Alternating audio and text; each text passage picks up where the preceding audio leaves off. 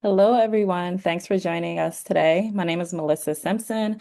I'm the head of audience growth and strategy at Next City, and I would like to welcome you all to this webinar with Celina Su, the author of Budget Justice on Building Grassroots Politics and Solidarities. Please feel free to introduce yourself in the chat and mention where you're joining us from today. Additionally, I just want to offer up a few housekeeping notes. If you have any questions for our moderator or our speaker today, please feel free to submit your questions to the Q&A box. Try to keep the questions out of the chat because it gets a little busy in there, so it's easier for us to organize the questions in the Q&A box. Additionally, a recording of this webinar will be up on our website tomorrow afternoon, and the link will be posted in the chat shortly.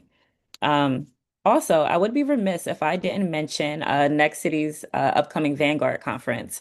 This year, we will be in Chicago and applications are open. If you're not familiar, the Vanguard Conference is an experiential urban leadership gathering of rising urban leaders working to improve cities across sectors, including urban planning, community development, entrepreneurship, government, transportation, sustainability, design, art, and media. You can apply at nextcity.org/vanguard/apply, and that information and link will be in the chat shortly as well. And related to that, we also have an info session tomorrow about the Vanguard application process and the experience overall. We'll have people from our board and past Vanguards attending, so you can ask them a bunch of questions about the experience. That'll be at 1 p.m. Eastern tomorrow. You can register for the event at nextcity.org/events, and that link is coming shortly as well. And of course, if you have not gotten a copy of Celina Su's latest book, Budget Justice, I will be dropping a link as to where you can purchase it along with a discount code for you as well. So I'm going to quickly read the bios of our moderator and Celina as well. Starting with our moderator, Andrew Cranks. He is a writer, educator, and organizer working at the intersections of religion, racial capitalism, mass incarceration, abolition, housing justice, and participatory democracy in Nashville, Tennessee. He is the author of White Property, Black Trespass, Racial Capitalism, and a Religious Function of Mass Criminalization, as well as multiple essays and books about religion and abolition. Celina Su is the Marilyn J. Gittle Chair in Urban Studies and a professor of political science at the City University of New York, a former senior democracy scholar at the Harvard Kennedy School's Ash Center of Democratic Governance and Innovation, and the recipient of a Berlin Prize in Public Policy. Her academic, pedagogical, and creative work focuses on everyday struggles for collective governance, centering economic democracy and racial justice in cities. So at this point, I'm going to go ahead and hand it over to Andrew. Thank you, Melissa. Thank you, everyone, for being here. So I'm just going to kick us off for a moment. First of all, Celina, thank you for writing this book that you wrote. It is urgent and it's necessary, and it's a book I really wish I had 6 or 7 years ago when I first began engaging city budgets as a site of struggle for a more just Nashville where I live and a more just world. So I definitely want to echo Melissa's invitation to everyone to pick up a copy of the book, to read it. I'd encourage you to form study groups around it with the people that you work or organize or advocate with, and to put it in practice and revisit it again. I know that I will plan to revisit the book again, especially some of its more specific, instructive kind of lists of things to consider when doing this work. So, I think we're all here because we know that budgets are one of the most important sites of struggle because they are means by which groups of people make and remake society and our communities. A lot is at stake there, especially in these times of rising fascism and mass deprivation and abandonment. So I'm very thankful for the book and for this conversation today. So, uh, Celina, I'd love to invite you to kick us off by talking a little bit about the book, how it came to be, and some of the fundamental points you want us to come away with today. And then after that, I'll have some follow-up questions for you. We'll have a little conversation, and then we'll open it up to the larger audience gathered to pose some questions in the Q&A feature as well. So I'll hand it over to you, Celina. Okay, thank you so much, Andrew. Thank you, Melissa. I am so honored to be here, also with all of the wealth of experience and knowledge among all the participants in the room. Um, and so I'm going to share some slides, partly because I like visuals and to give folks a sense of the overall structure and points of the book for those of you who haven't gotten to um, look at it just yet. So let me share this. So um, I first started to think about writing this book after the 2020 uprisings because I was hearing the phrase budget justice, which at first felt a little bit wonky to me. Um, in the streets. And I had been paying attention to participatory budgeting, a process through which everyday residents, rather than elected officials, allocate a portion of public funds for a little while. But it wasn't until I was seeing images like this. On the right, we see a billboard by a candidate for the accountant controller of Los Angeles, winning against much better funded incumbents with billboards just showing basic facts about city budgets. So I don't know about you, but I'm trying to get taxes done in the next couple weeks. We have to report numbers that the IRS actually already knows and make them clear. What why aren't city budget numbers clear? Um, I had been paying attention to participatory budgeting, etc., but I was like, to be honest, paying more attention to the participatory part. It wasn't until the 2020 uprisings that I really appreciated the budgeting part. Um, and I was also thinking a lot about the affordability crisis and how popular debates about um, how we should, whether we earn enough to live in our cities, usually pivot around whether we're spending wisely and not buying too many avocado toasts. In other words, it's the popular discourse is still around individuals, whether we're bad with money um, ourselves. But in the meantime, we're told to just get used to city budget cuts every year and to pay more tuition for college, for instance, even at public universities, even as there's more failing infrastructure, and that this is inevitable, not a political choice. So the book is structured in three parts. I love alliteration, so they are opacity abets austerity, democracy is a daily practice, and citizens make cities. I'm sad that the book title does not have alliteration. So the first one is focusing on how we have an utter lack of transparency on public budgets. And this is across the country from large cities like New York to small towns like Asheville, North Carolina, etc.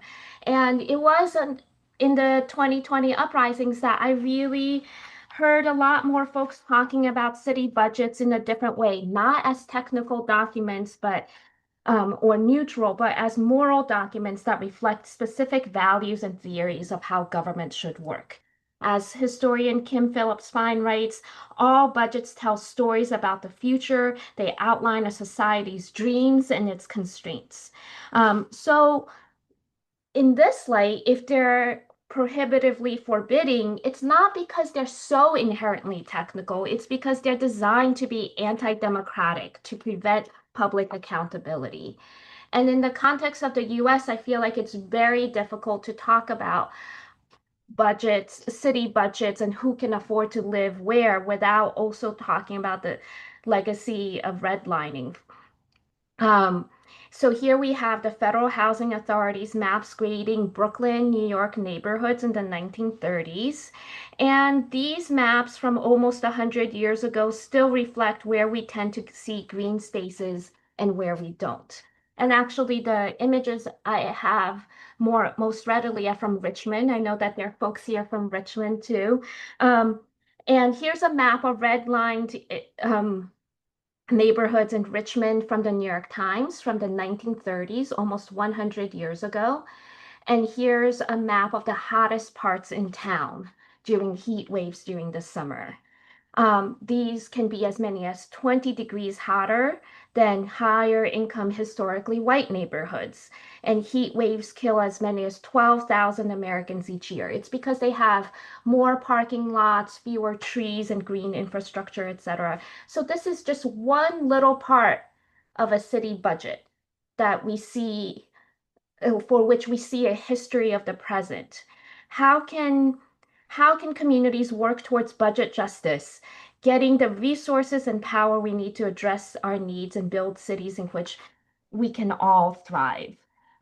One first step might be to just take a quick look at the budget. So I tried to do that while writing this book, and I dove into a 530-page PDF. I have since met um, uh, an organizer from Birmingham, Alabama, who calls PDFs pretty damn fucked. And I have been working with a doctoral candidate who's looking at city budgets of the 100 most populous cities across the US. And half of them don't even have um, two, two lines of specificity. Like, in the city budget. So within police, it's like impossible to figure out whether it's about patrols or investigations, for instance. So unfortunately, it's not just New York, but here's one page from the 530-page PDF, and we see the middle column shows the budget from last year, and the one on the right shows the budget for the current year. So for housing police, it stayed around 205 million. But then the second line, there's patrol 1.7 billion, and there's no line for last year. Uh, like it's not that patrol came out of nowhere, and this is even without little insider basics that I didn't know. Like my friends told me, oh, by the way, police overtime is not under the police budget. You have to find it in this other place, etc. So I'm not talking about super sophisticated analyses. I'm talking about basics to try to think about budget priorities. And um, and here we have an image from the documentary Drop Dead City to just emphasize how anti-democratic this is, that it's not by accident. So this is an image from the 1975 New York fiscal crisis. And when the state replaced a local board of elected officials um, with one of appointed officials called the Emergency Financial Control Board to help to dictate city policy.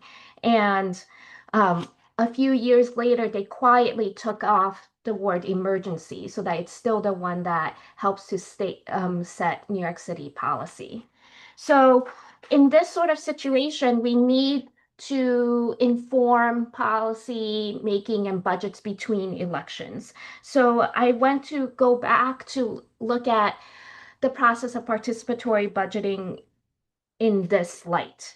But just to make things explicit, I was thinking about whether elections could possibly make a difference.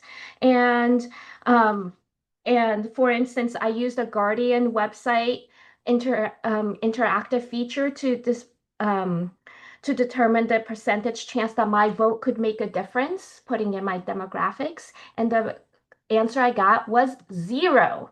I mean, I'm still voting for to influence the popular vote and other reasons, but it's not hard to imagine why the public feels actively disempowered and disenchanted with electoral politics.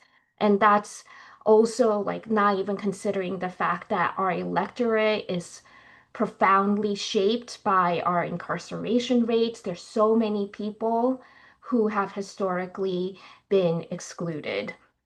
So this made me pay attention much more to participatory democracy. And participatory budgeting is one form of that that's been really popular around the world.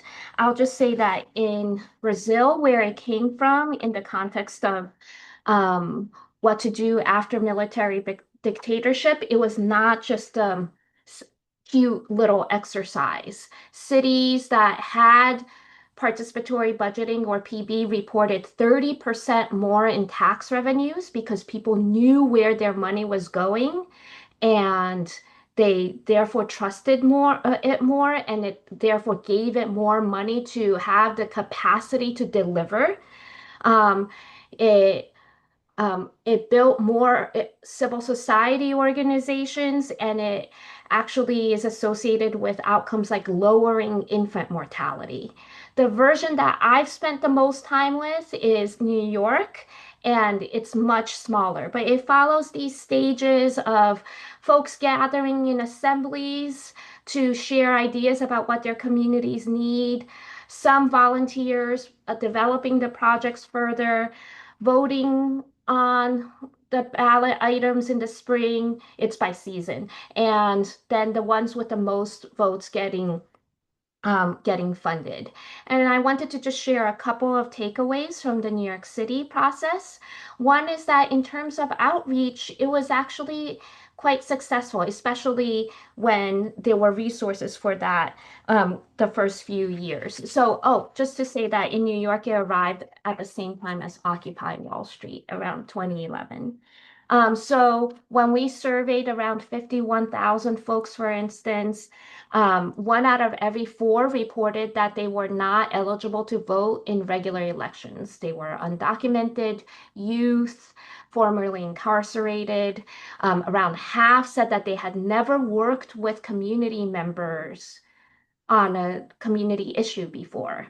So, it really felt like a civic infrastructure that allowed people to talk to folks unlike themselves, beyond friendly banter at the local cafe or bodega, to actually solve concrete problems together. But quickly, and here are some images from the assemblies.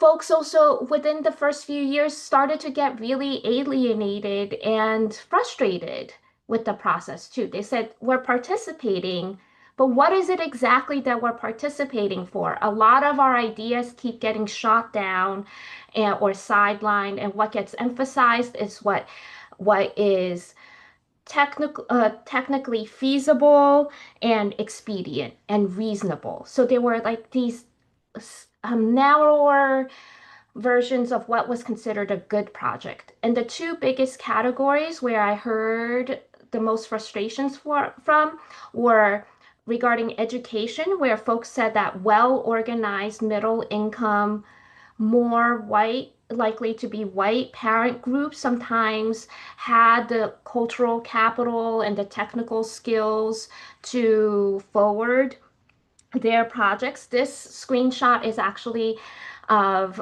a new nonprofit that a PTA president formed when she was really angry that her school PTA, which raised millions of dollars for after school programs each year, sort of dominated the local PB process. And so she quit and got seed funding to link lower income schools to different funding resources. And the other category is surveillance cameras, which was really surprising to me, given that um, given that there were also street protests against police brutality at the time. So I went and asked a lot of these folks why they had forwarded these project proposals, and they had much broader, more nuanced visions of community safety that got whittled down to surveillance cameras. And the last point regarding the New York PB process is the context of austerity. That over time, you also saw city agencies like the Department of Transportation and others start to present PB as funding opportunities. They would say, we have these projects that we spent a lot of time and expertise developing, and it would be great if you help to make up for budget cuts. And this will really give you bang for your buck. So these were well-intentioned city agency representatives, but they somewhat reinforced a citizen consumer logic of giving people pre-made menus of projects to choose from rather than rather than having people deliberate and think about what new different sorts of neighborhoods they really wanted to work towards. And those images were also like showing some of the limitations. So the last section focuses on individuals and the roles that they played and the roles that they might play in working towards budget justice. And it's about everyday citizens with a small c, regardless of what passports we hold or don't hold, and how we might start to break out of the confines of our popular imagination and austerity politics. Um, and here, I also draw upon Heather McGee's symbol of the public pool. These are pools that some towns in the US chose to drain rather than racially desegregate. Um, and and what I took from this is how citizen consumer mentalities of treating public budget expenditures as private goods both sow and feed on racial and social divisions and get fomented into resentments. One tip from McGee is public goods are seen as worthy only so long as the public is seen as good. So in the last part of the book, I think I start to think about how people traverse different sorts of political spaces, invited ones started by the government, like participatory budgeting, and invented ones that people form themselves, like community gardens and mutual aid groups. Because I also just observed that most of the people who were active were going between different spaces. They didn't just stick to one channel of political action. So these are some examples of some of the more inspiring projects that were not necessarily, or different projects that were not necessarily ones that the city was already funding to make up for budget cuts. So these include diaper hubs that built directly off mutual aid distribution networks, built off like specific neighbors' needs during the COVID-19 pandemic, self-defense workshops by and for Muslim women, a contract campaign in which a few dozen families got together with a few dozen domestic workers, mostly home health aides and nannies, to think about beyond what's in the law books. What did they want their community agreement to look like? Even if it wasn't easy, because they were all they were all facing an affordability crisis, and the families didn't want to exploit the workers, but were also trying to figure out what was fair. I'll just mention that in New York from 2019 to 2024, childcare costs rose by 79%, um, from like an average of like 2,500 to 4,000 a month for many families. Um, and that's partly because one-third of childcare workers left New York City because of the affordability crisis during this time. Um, and is and another aspect of this is people, some of the groups starting to take ideas from the solidarity economy and trying to get public funds for them. So the image on the right is an image from the book Solidarity Cities. The image on the left is a metaphor by J.K. Gibson Graham. They're geographers who are two people but write as one hyphenated name. And their main metaphor is that when we think of the economy, we think of like, oh, the mom and pop shops and versus Walmart and stuff like that. And um, those are part of the capitalist economy, but to them, that's just the tip of the iceberg. There are other economic activities that are essential that remain underrepresented. These are a couple of social, the one on the left is a social media post that unfortunately captures a lot of the prevailing sentiments I heard. Every year, participatory budgeting makes me die a little inside. We're pitting functional school systems against the paved street, etc.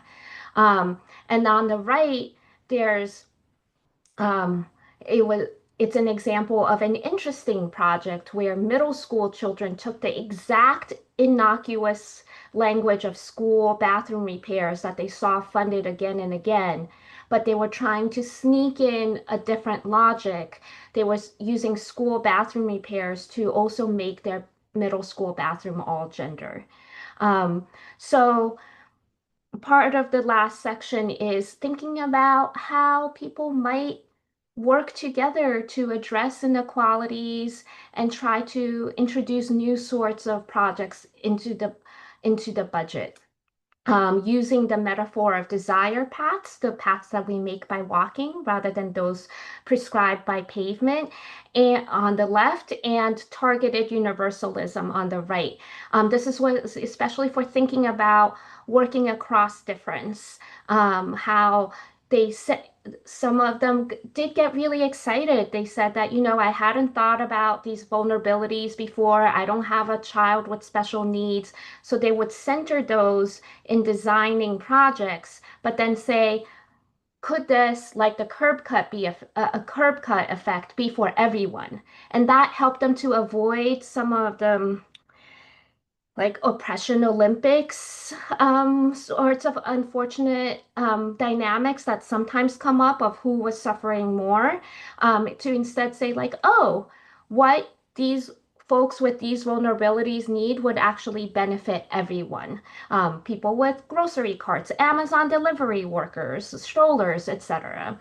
Um, I feel like I've been talking for a long time. I want to wrap up. I'll say that I love the Wikipedia entry for non-reformist reforms, for what sorts of reforms really work towards a new vision, rather than just reproducing the current system, because it includes the key questions that different groups ask themselves. For instance, the group Critical Resistance, one question they ask is, will we have to undo this later? And so my part of what I was trying to get at, since I'm not the arbiter of what's just, and I feel like the book is like an entry point to like hopefully conversations amongst other folks. I did want to like try to articulate what some of the questions we might ask ourselves might be in trying to think about non-reformist reforms. I have a couple of images of like different folks trying to um, think about what the relationship between participatory budgeting and budget justice might be. I think that this is where other places, and I'm curious to hear from Andrew on this, um, have a little bit more of an articulated vision than New York does. Um, and I'll also just mention that for the past few years, 3 years or so, I've been working with a local coalition of around 50 organizations working towards a different vision for the overall city budget, trying to think about priorities rather than projects. So we're also trying to think about what the relationship um, between these different projects might be. And I'll end with this slide that this is a slide from a recent strategic session from the People's Plan, the People's Budget Coalition. And originally they were passengers on Mamdani's free fast bus. And then they were like, no, actually, we're not. We're more like the road crew, road workers, etc. And they're trying to figure out what their relationship to a progressive administration might be, one that they want to support overall, but not unconditionally. How do they work towards budget justice? Um, okay, I'll stop talking.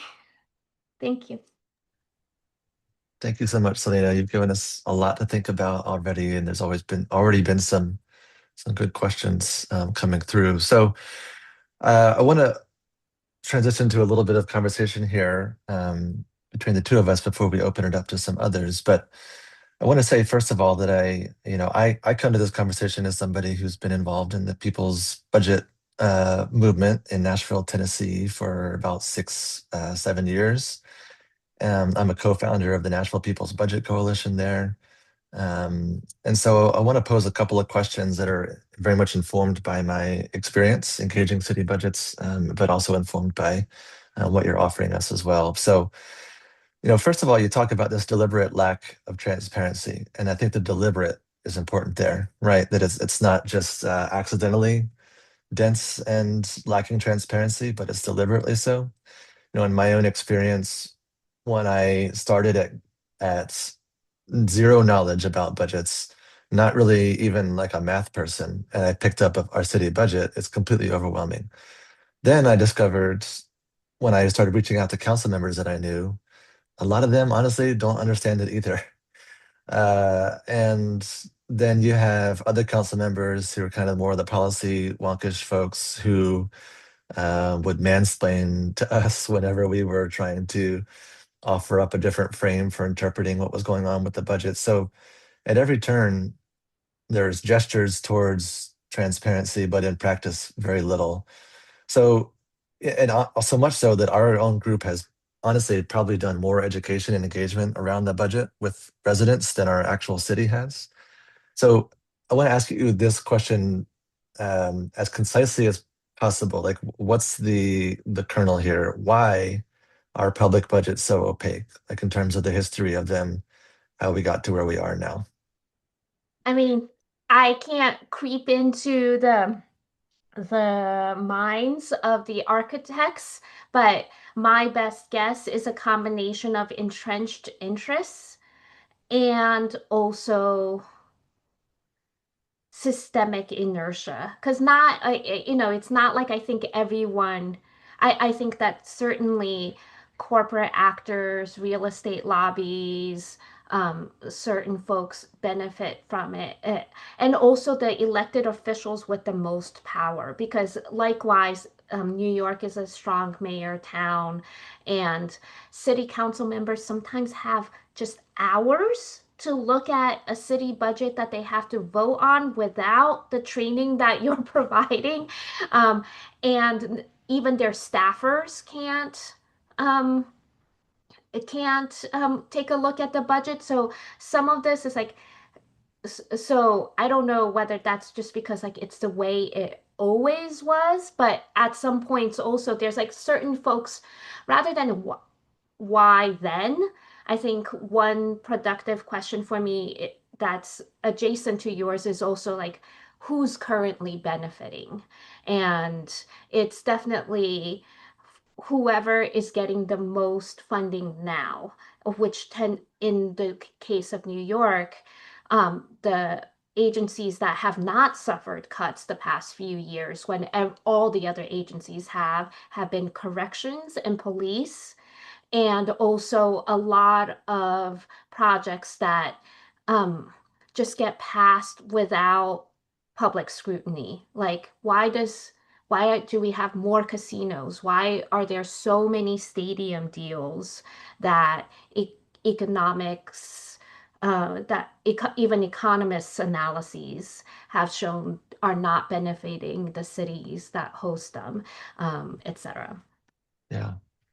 Yeah, I think you point to, a great point that we need to understand, which is that, first of all, living in a representative democratic society where from the beginning it's always been the interests of people with power and money always comes first. And so I guess it's kind of like, why would we expect it to be any different if it comes from that origin story as well? Um, Another thing I wanted to lift up that I found so helpful from your book was how clear you are about the limits of attempts to advocate for transparency on the one hand, or to change policy without fundamentally changing our methods of governance. And that's one of the most important, things I took away from your book, that without democratizing decision making over that which impacts our lives, then the what of our budgets is not ever going to change. So you frame this in terms of the what versus the how of public budgeting, or the ends versus the means of public budgeting. So I guess the question I want to offer up within this theme is, what do policymakers, advocates, activists, and organizers need to understand, and not just understand, but do differently in order to democratize the means of public budgeting towards more just ends, the actual budget on paper? Does that question make sense? Yeah, I mean, why democracy? And I think I see to be honest, I think I see these debates and tensions even amongst community organizers. Some of them,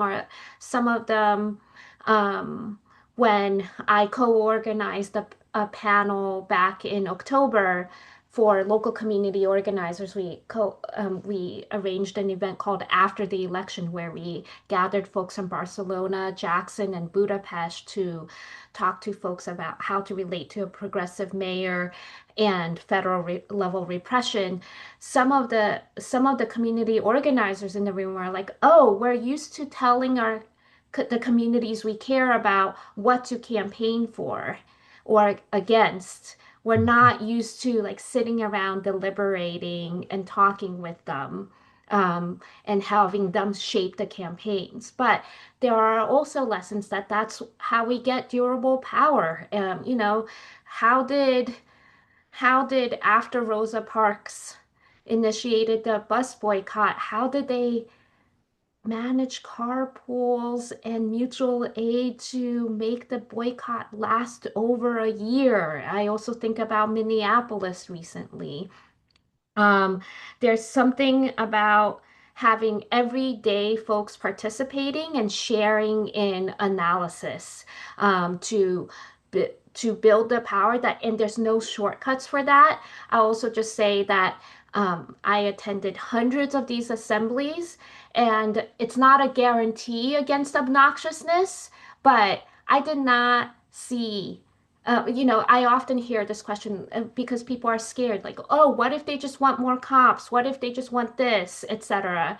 And it's not that people didn't have heated conversations, but for the most part, they had those conversations, which is more than we sometimes get.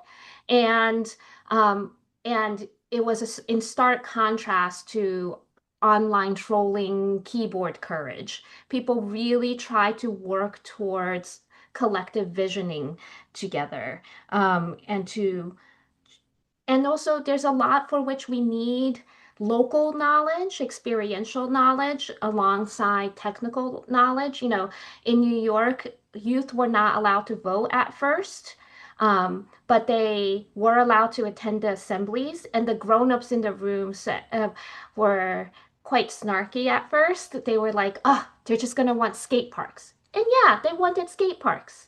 But it wasn't even an hour. It was like 5, 10 minutes. The youth in the room talked about how this block felt dodgy in the after school hours in ways that the well-intentioned planners didn't know about, etc. And there's a lot of stuff that it needs interpretive analysis to document, like um, you know, social workers in the foster care system sometimes feel surveilling and sometimes are getting kids out of unsafe situations. Those aren't easy questions, and they cannot be solved through pure number crunching. So I just I here's where like I I came away from this research, even that with all of its frustrations, believing in the power of public input and true conversation. Yeah, and I think that that really gets at the spirit of what I picked up from reading the book, which is that, you know, you don't achieve budget justice just through policymakers and professional advocates lobbying for them. That you get it through deep engagement with everyday folks who otherwise aren't, involved in these processes at all. Um, And along those same lines, I wanted to raise more specifically a question about participatory budgeting. Here in Nashville, and you write about this a little bit in the book, and thank you for lifting up part of our story there.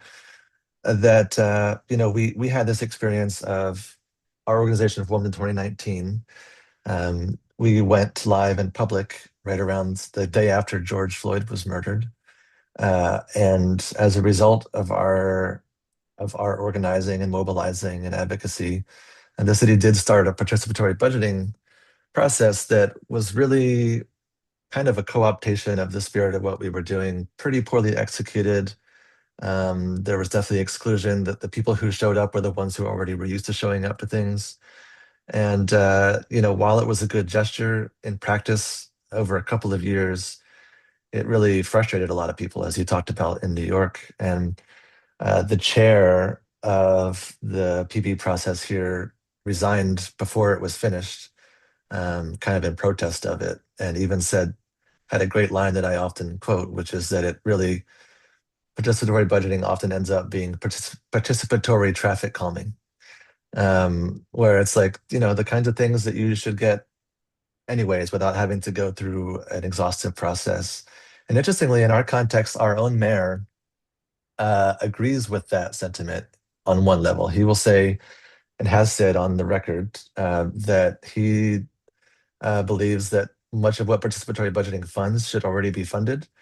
His conclusion, however, is the opposite of ours. His conclusion is, so we should just not do it. Our conclusion is, no, we should actually do it well, do it better. So I guess, a set of questions I have around this, it's around, uh, actually, let me quote one thing from you in the book. You say that PB, participatory budgeting, cannot bring about budget justice as a democratic experiment in a larger administrative state and political context that otherwise remains unchanged. So I hear you saying that it can prod and move us towards greater participation and democratic governance and decision making, but that it's not inherently or necessarily always automatically the case. In fact, you say PB is either delimiting or it's mobilizing.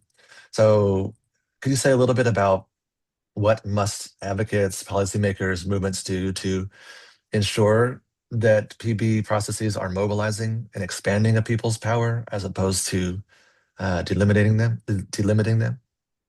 I think I mean, that's the question that preoccupies me a lot these days, because I don't want to get rid of it, but I think it needs to be substantiated in different ways. There are a couple of immediate thoughts. One is centering the ripple effects and the spillover effects and making it an entry point um, to a larger conversation. So, what if, you know, something that addresses diapers changes, becomes the basis for a campaign that changes resources for new parents around the city. There were different ideas like this that I gestured at what in my slides. Another one of them in New York was one for that was explicitly phrased as a down payment on the ballot for to make a subway station accessible for folks with disabilities. And they said, one or a couple $100,000 is not going to cut it for a multi-million-dollar public works project, but this should be paid by you anyway. It should be done. And and we want to put pressure um, on um, on the government to kick in the funds. And if it wins, it means that we have popular support. And it won and it got funded and it got done. And another like more subtle spillover effect that should be made more explicit was that in the third or fourth year, there were enough people just complaining about school bathroom repair so that 7-year-olds didn't have to hold in their pee all day, that the city agency doubled the school bathrooms line from 70 to 140 million. So so it can't stay at the project. It can't be a silo thing. I'll say that in Brazil, they also closed down a lot of the backroom channels of local organizations, etc., getting money in other ways, so that everyone had to present their ideas and they had the technical experts flesh out the technical aspects. Here, I'm seeing a lot of everyday folks having to flesh out the technical aspects and then getting their projects rejected because of technicalities. And how can we change it so that it's about priorities and building power?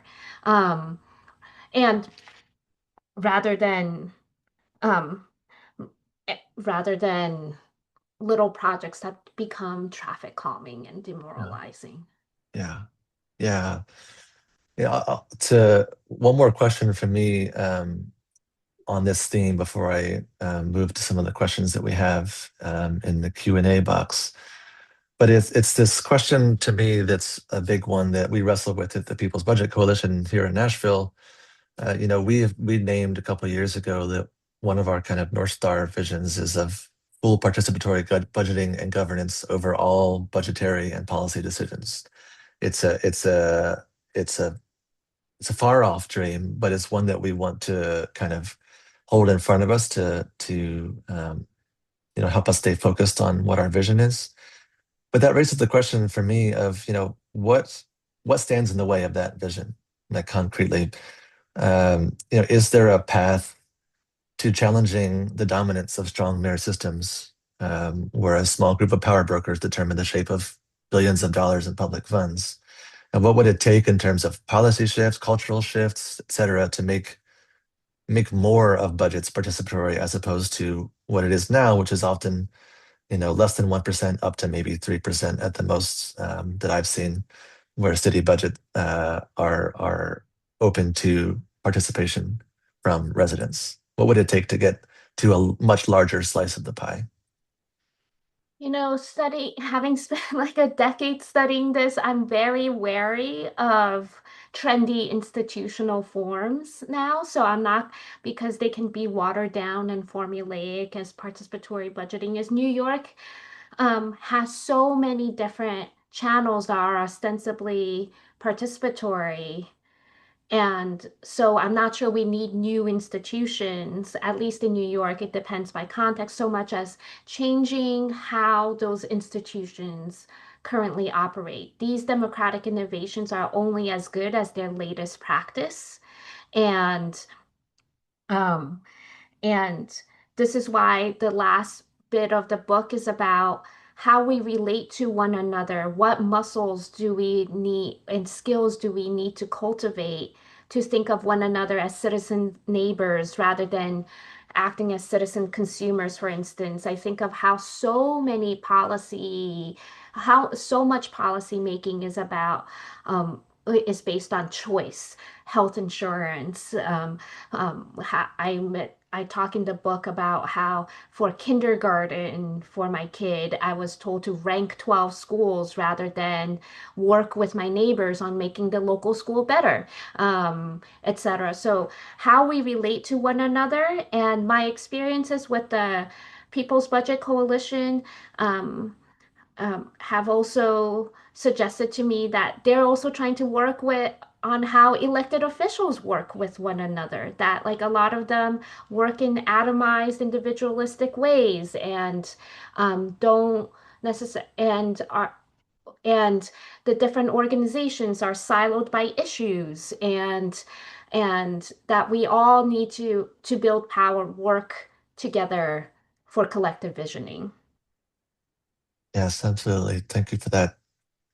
So to pivot to our question and answer box, with the very little time we have left, there are more questions than we can get to one by one, but there are some themes that I want to pull out. The first of Okay. which is around barriers that everyday folks face when even thinking about approaching something like a budget, or the process of trying to get involved in whether it's an existing PB process or trying to start one. So, what do you offer up in terms of advice for, decoding, cracking that very thick facades surrounding these documents and this information? And how do we kind of build pathways for people to be able to get there? I think the sorts of popular education that you do, that other folks do, is essential. And it doesn't have to be complicated. It can be like it was hard to find, for instance, a Sankey diagram, like the kind that we with flows that we usually see for oil flows, for instance, of where money tends to come from and where money goes, for people to just have guesses and have basic information. That's what made the difference for those youth at those assemblies. They got like a couple of like dollar figures. They had district maps. They just needed some grounding to get the conversation started on priorities. Um, I am going to meet with the Independent Budget Office Book Club in a couple weeks. I'll be curious to talk to them also. But the fact that there's so many city budgets out there that are multi-hundred page PDFs that come out of dot matrix printers, you know, we can aim a little bit higher with our expectations as basics. And then I think also acknowledging local or embodied knowledge is important. Like I ask my students at the local public university, like, okay, let's not get to the city level just yet, but how do we democratize the other institutions we're already within? Like I asked my when I asked my 7-year-old who her favorite teacher was, and she could name a teacher, and she said, and I asked why, she's like, because I felt like I could really learn with her.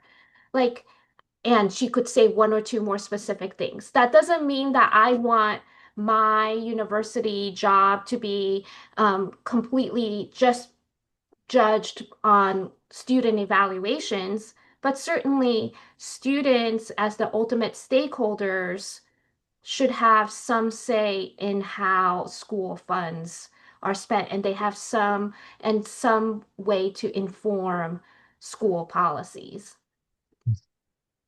I think in the course of answering that question, you addressed some other things in the question box as well, just around like how we, or you started to go down the path in my mind of how we actually get people um, to participate, like how we make it, how we reduce the barriers to participation for all kinds of different people for whom attending a meeting about something like this is like the farthest thing from their mind.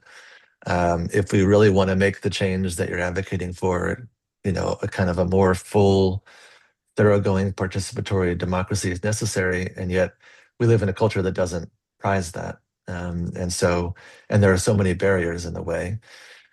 Speaking of barriers, too, one other kind of theme of question is around the challenge of confronting these larger systems within which these questions take place, including neoliberalism, capitalism, et cetera. Like, how do we